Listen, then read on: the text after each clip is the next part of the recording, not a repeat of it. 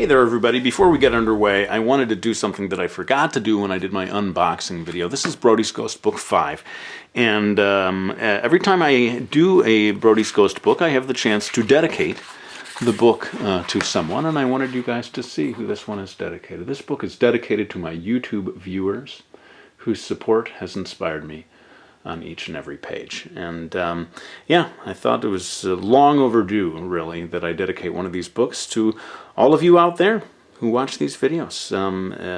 You've been with me, many of you, every step of the way throughout the creation of this project, and I really, really do appreciate your support. Okay, let's get on with showing some of these elementary school drawings. Alright, now this one is from early elementary school. I don't know exactly when it would be, but you can just tell it's from the early years. I have 5 senses, and so I thought you'd enjoy sort of going through this one with my ears. I like to hear cars. And I guess I had to just color in those ears to make sure you knew what I was talking about. With my ears, I wrote ears again instead of eyes. Well done, Crilly. With my ears, I like to see flowers. That's kind of surrealistic and kind of creepy looking, don't you think? I got to refrain from criticizing my own drawings here. People did not like that last time I did one of these videos. With my hands, I like to feel something furry. Looks like I traced around my hand at that age. With my mouth, I like to taste something salty. Now that's still true. Oh, salty snacks. Cannot resist them. And with my nose, I forget to complete the project. So anyway, I thought you'd all enjoy seeing early childhood there. This is the one that represents that time period. Though, as I say, I can't really recall exactly when this was done. Let's move on to the next one. Now this is another one where I can't really pinpoint the year, but it was a card that I made for my brother Bob. Dear Bob, I hope you have lots of money out of a card, and no Mr. Nice Guy to me. Not exactly sure what that means, but you open up the card, and this is a little bit of comic strip action going on here. I think you're supposed to read this one first. Do you know how to make a square? I don't know how to make a square, but I know who a square is.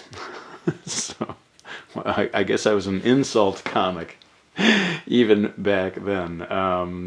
I guess I was not very kind as a younger brother. A little snarky, must be said.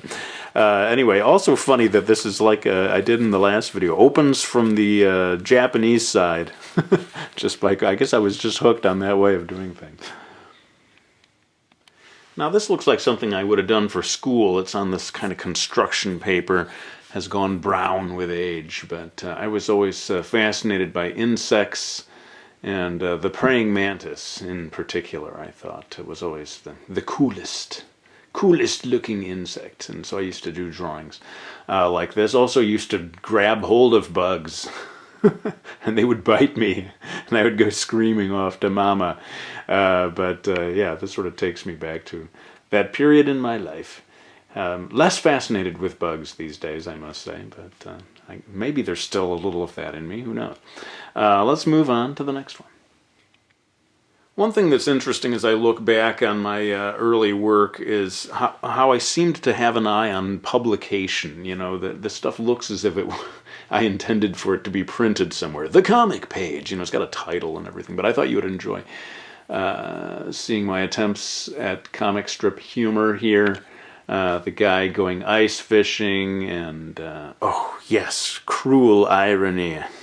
He's never going to catch all of these fish down here. So I think I was influenced by Mad Magazine. Here's another one. The tall guys at the circus, and his legs turn out to actually be tall.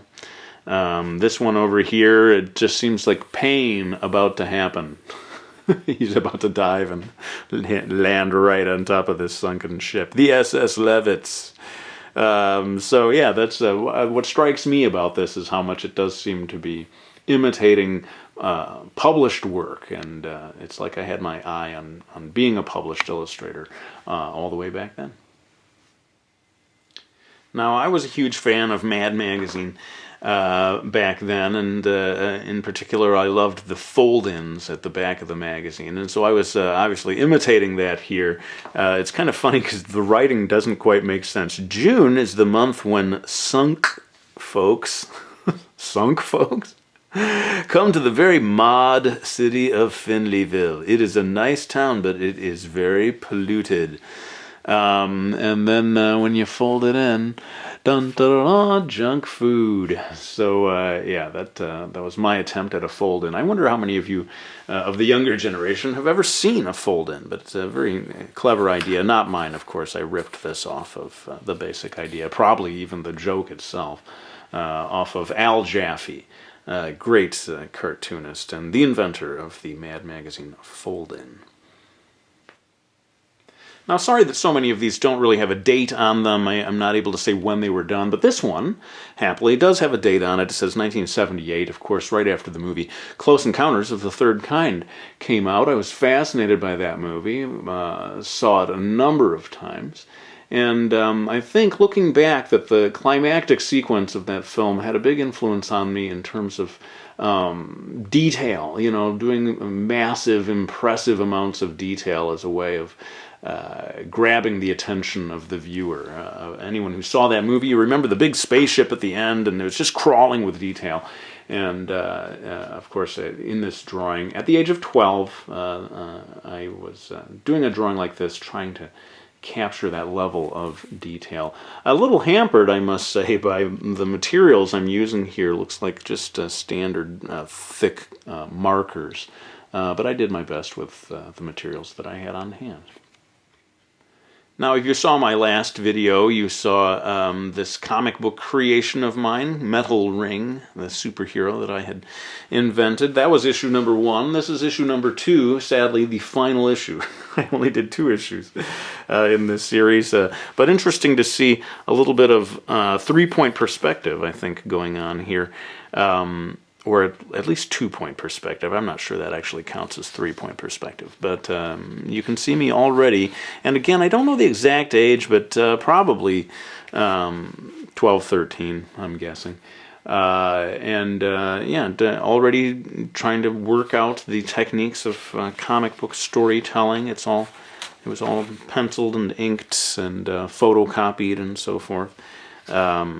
I think if you compare this to the previous issue, it probably is a step up. I think I was starting to hone my skills, but sadly I did not show the perseverance of continuing to an issue 3. It really ended up being years before I attempted to do another comic book of any kind. So that just shows you don't have to be someone who is just creating piles and piles of comics nonstop from elementary school all the way up through early adulthood. I was not like that. I did this initial experiment, and then I largely kind of stopped doing comics for a number of years before finally coming back to it and creating, comics that ended up being publishable at a much later age. I've got one more drawing to show you, and then we're going to have to wind this one down. Okay, well, this one doesn't completely fit in because it comes from high school rather than elementary school, but I thought you'd get a kick out of seeing this drawing that I did of Popeye the Sailor. Well, blow me down. And shows you that I was fascinated by imitating lots of different cartooning styles, even at that age. 16 years old, 1982 was when I did this drawing, and that's going to wind down this video. I have enough to make one more in this series of elementary school drawing videos, but I want to quickly let you know that I'm going to be doing a bonus video on Monday that's going to be showing an illustration that I created for the Stan and Sharon Sakai benefit auction.